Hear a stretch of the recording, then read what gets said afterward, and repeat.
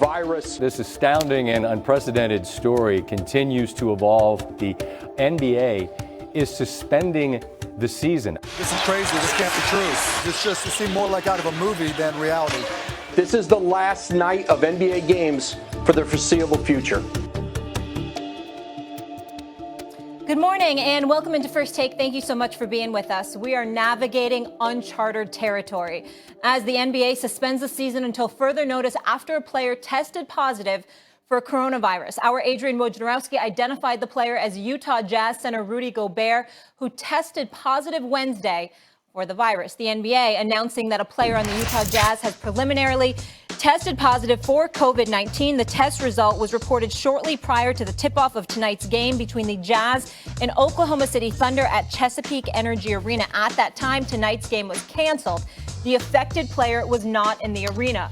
The NBA is suspending gameplay following the conclusion of tonight's schedule of games until further notice. The NBA will use this hiatus to determine next steps for moving forward in regard to the coronavirus pandemic.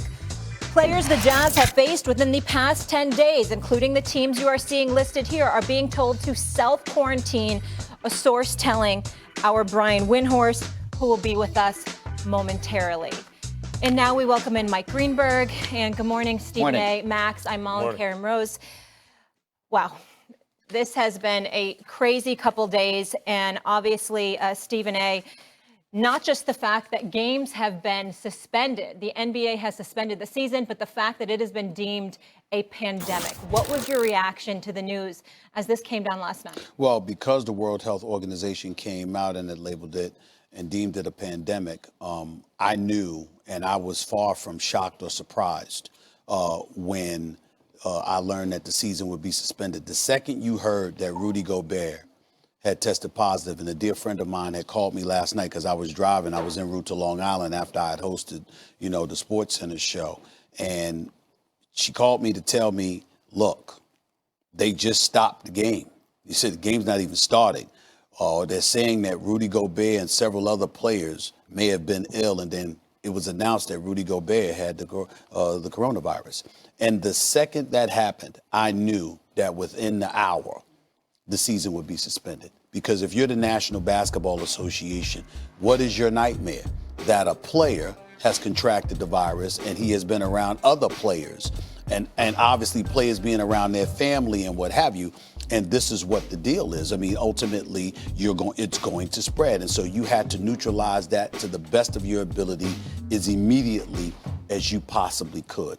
I love the fact that they used the word suspended as opposed to cancel, because that gives you hope that ultimately the games will resume. That means folks are confident that they're working on obviously, finding a cure and obviously addressing the situation with the expediency that it deserves. And we'll see what happens in that regard. But ultimately, I'm not surprised at all. It was the right move by the NBA to act as swiftly as they possibly could.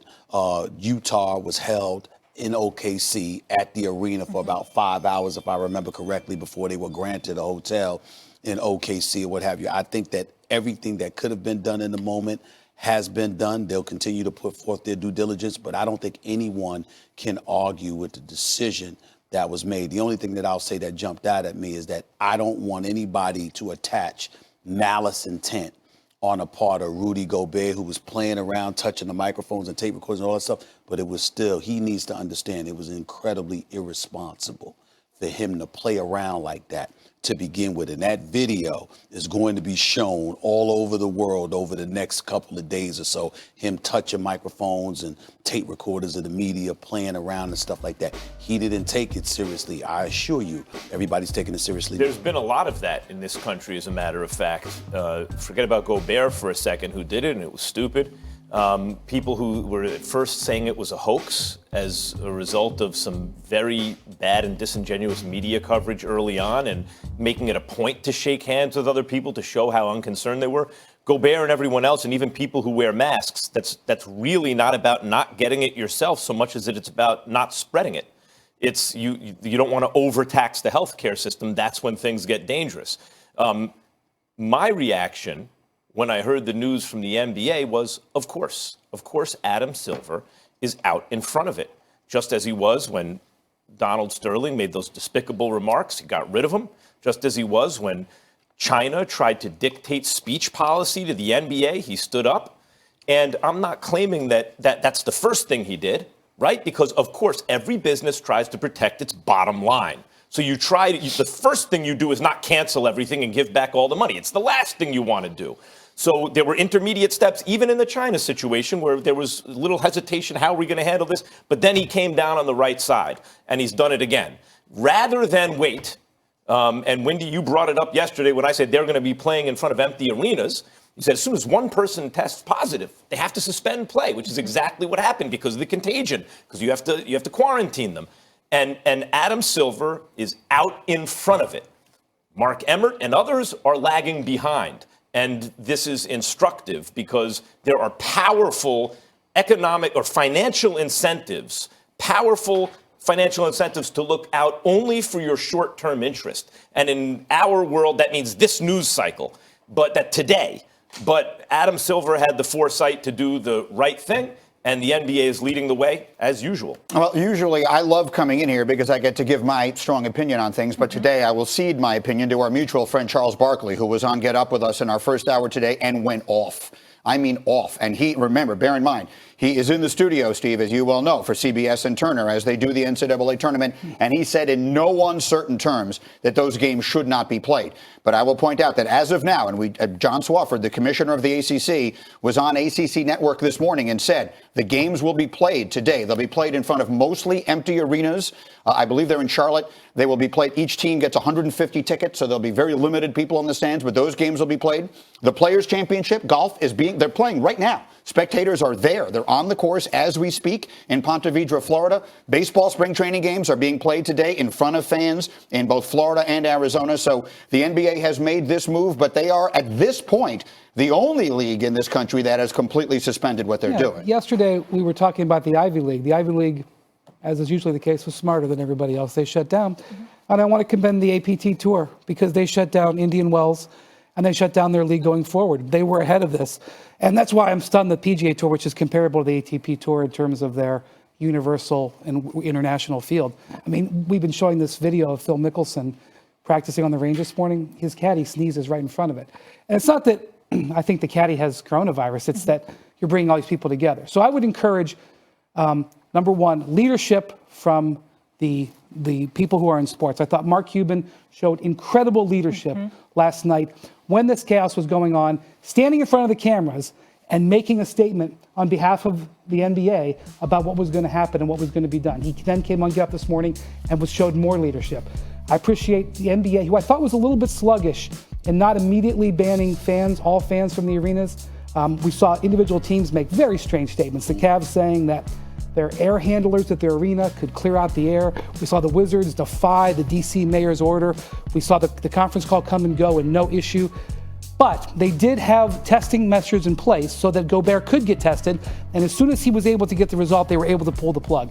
I encourage everybody else who is in a position of leadership in sports to show the leadership and do the correct thing, which is to be on the right side of history and suspend things that are going on, and we will come back and finish it later. Which is why we should have an extremely huge problem with the ACC still having their tournament and with the NCAA overall, who hasn't canceled anything. I can't explain enough. I almost shake when I think about the NCAA and their exploitive tendencies that we have lamented for decades. And here you are with institutions of higher learning closing their schools, but somehow, some way, you still won't stop your basketball tournament from taking place. The ACC, you talk about just 150 people or whatever the case may be. Here's the reality of the situation. Max and I have talked about this over the air on several occasions over the last few days.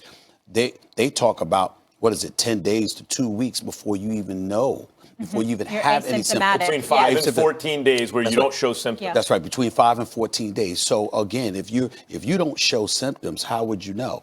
And then you're talking about the players and you're talking about the 150 people in attendance. When they leave the arena, who the hell are they communicating with? You don't know this. The fact that we're still learning so much. I don't care if you allow 10 people in the arena. You should do everything you can to refrain from that level of participation. And oh, by the way, the athletes themselves, if we got to worry about shaking hands with folks or people sneezing in our vicinity, what about the athletes who are breaking a sweat, competing against one another, banging bodies, swapping sweat, for crying out loud, and all of this other stuff? What about that? How do you not take that into consideration when it comes to athletics? Just in terms of a numbers It's game, inexcusable. we have players from all over the country, the personnel. Congressional doctor yesterday, I believe it was, predicted that between 70 and 150 million Americans are going to get the coronavirus. In other words, almost, more than half the country is going to have it. The issue is not whether or not people will get it. It's an infectious disease. It's asymptomatic early on. It spreads very easily. The issue is, the point of social distancing is to slow the spread, right, so that everyone doesn't get it all at once. That's when the most vulnerable are even more vulnerable. That's why, if people say, well, if everyone's going to get it anyway, that's why you don't convene 20,000 people in the same place at the same time. Why lower numbers are better. Why I originally thought maybe they can do it in an empty gym. Because with training staffs and everything, 50 people get together, it's okay. But once one person has it, as you pointed out yesterday, Wendy, then you have to quarantine them, their family, everyone they've come in contact with. It doesn't work. The NCAA takes a lot of criticism. Obviously, we all know this, and I'll bring this up to you, both Greeny and Wendy. Don't you think this is an opportunity for them to get in front of a situation like this and show that they actually care about the players' well-being when you can't attend class, but you can play in a game? I will be very surprised if those games are played as scheduled next week. I'm surprised that and again, the NCAA does not determine what the conferences individually do or the member schools individually do up until the tournament itself starts, which for both the men and the women is next week. I personally will be shocked if next Thursday morning, which is traditionally one of the great sports days in the country, actually it's Tuesday because the first four games would be in Dayton. I will be shocked if those games are played as scheduled. Let me tell you why they're not going to be played. Because regardless of what Charles Barkley said, or what Stephen A. has said, what Jay Billis, influential people, at some point today, the lawyers are going to get in the ear of Mark Emmert. And there is a potential liability here. And that, at the end of the day, might be what causes a tipping point. Because there's certainly going to be cases in the situation. And it's not just about, like Max says, bringing 50 people together. It's bringing 8 different schools together, playing in the same locker rooms in the same gym, and then sending them out back to 8 different places. But the thing about it is that doesn't negate the fact that the NCAA already dropped the ball. Yeah. That's baffling. You already dropped the ball because you had an opportunity. Your opportunity to get out in front of it, Molly, has passed because the NBA has already acted along with a multitude of others. And you, with the student athletes, you talk about professional sports and professional athletes who get paid millions, and the league is losing millions, hundreds of millions of dollars potentially, and they still stopped play. But you, who lives off of March Madness, but the athletes don't get paid, you still announce that you're going to make sure to send them out there. That, to me, is what shows what the NCAA is all about. You've already dropped the ball. The state is already there, regardless of how they handle it now moving forward and trying to correct it. I try to think of, look at Adam Silver. That's real leadership, and you mentioned leadership. And Charles Barkley coming out and saying stuff now, it's clearly true that everything should be put on hold. But you start to wonder, what is the motivation for those who are not showing leadership, where you can see inevitably where it's going? You have to be not that smart not to see it. And ostensibly, people rise to positions of power because they have some sort of sense of what's going on. And I understand the idea, don't panic. I get that. But at the same situation, I just wonder what someone like Mark Emmert is thinking, really, when presented the information, knowing, well, this is where this is headed. Maybe for someone to test positive. Can I throw this out to y'all as well? This is what makes it look even worse. He was helped by the NBA. Here's why.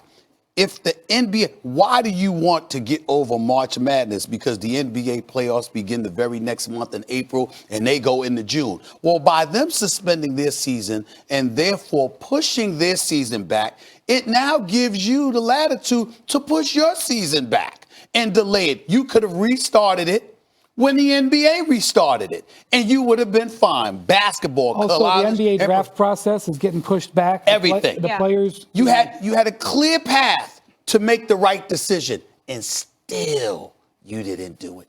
That's the NCAA. There's another terrible optic that they have here, and I know this because I'm the parent of a college student. They're sending my daughter home. They call it distance learning. So they will be learning, and they'll be in their own homes. I mean, literally almost every university at some point soon is going to send the kids home who can go home. And we're talking about from one end of the country to the other, from Stanford all the way to Harvard and everywhere in between, including Northwestern, where my daughter is. So the players at this moment are scheduled to play basketball on a court with each other, which is an extraordinarily physical activity. But the students are not safe to be living in dorms and living amongst each other and going to class. The optics of that are also, of course, horrendous. One of the things, and I mentioned this on the show, maybe, I don't remember when, several days ago, where there was a Harvard professor who tweeted out, in a few weeks, there's not going to be anyone in a classroom, right? So once you know that, you can imagine how this unfolds. The real issue on college campuses are kids who don't have any place to go when the campus closes. Yes. Like in this time, everyone needs to look out for the most vulnerable among us, right? Those are the real people. But getting back to Emmert and your point about him, Stephen A. Here you have an opportunity. The reputation of the NCAA is it's exploitative, that everyone profits except the student athlete, that they're only in it for the money. And here you have an opportunity, and it's not even a difficult one to do, because you see where it's headed, to get out in front. But instead, the optics are that you are craven and only interested in the cash. I think and I'll ask you this one, if the NCAA came out and said, we're going to test all the players before they play, so we're sure everybody's healthy, but we don't even have the capability to do that. The time for that is past. Every crisis begets opportunity. Yes. We know that from living life as long as we live life. That's right. There's opportunity for leadership here. I saw Mark Cuban. My esteem for Mark Cuban has increased dramatically by what he did last night. Not only did he, by the way, go in front of everybody and calm everybody down, but he also said he wants to take care of the arena workers. He came on Greeny's show this morning and said, right now I'm telling you we're going to pay them for the next 4 games, and then we're going to work on a plan from there. Completely taking leadership. There is opportunity, as you said, Max, for leadership all across the spectrum. But let's just talk about the sports world. There's opportunity here, or a lot of different things. There are silver linings that are going to come from this. I realize that today we're not going to see that. But there are opportunities to take advantage of this. And the people who do will end up being remembered for being on the right side of history. I cannot emphasize this enough. As you sit there today in your offices, do not be on the wrong side of history here. We are in a historic time. These are historic days. That's the last thing you want to be. And I'm a little bit worried about what I'm seeing in some of these areas. You should be worried. You should be worried, because when it comes to the NCAA, for example, as far as I'm concerned, they've just already shown a flagrant disrespect for their number one asset, the athlete, the student athlete. That's what ultimately delivers you. That what buffers your coffers. For them to sit up there and to conduct themselves this way, it's disgraceful as far as I'm concerned, and they need to be called out for it. On a day like today, we're not trying to call anybody out. We're trying to elevate the level of attention that needs to be brought to this situation. And instead, they've assisted in attempting to compromise us from doing just that by making the decision that they made. To show you that, it's not. I don't think we're talking about Emmert and a decision we don't agree with. And a lot of times I'm on Jim Dolan on this show, and I'm going to say something about that now. But I'm only saying it really to show that what Adam Silver did, not everyone does. In fact, only he has done it so far, and he deserves enormous praise as we criticize others. But Woj tweeted an hour after tweeting about, or before tweeting about the end of the season, several teams were willing to put the games on hiatus, but the rest waited to move toward eliminating fans from arenas to continue playing games, sources tell ESPN. One team wanted to keep status quo until a governmental public mandate dictated change, the New York Knicks. I mean, we have examples right now of the way to do it, Adam Silver, and the way not to do it. So as you have implored people, follow the leaders. Like Adam Silver. You mentioned both Mark Cuban and Charles Barkley, who are with you this morning on Get Up. We'll hear from them after the break. Yeah, I don't agree with Charles Barkley in terms of cancellation. Suspension, yes. Postponement, yes. But to just flat out say cancel, I don't agree with Charles Barkley. We'll be touching on that after the commercial break. Greeny, thank you for being with us. Much guys. More on this on Get Up tomorrow, 8 to 10 a.m. Obviously, Greeny and Laura every morning. Thank you. He's there for you, setting the table on sports. Wendy, you'll be sticking around here with us? Okay. Much more on the coronavirus crisis and the impact on the NBA specifically and the sports world. We'll be back after this short break. Stay here.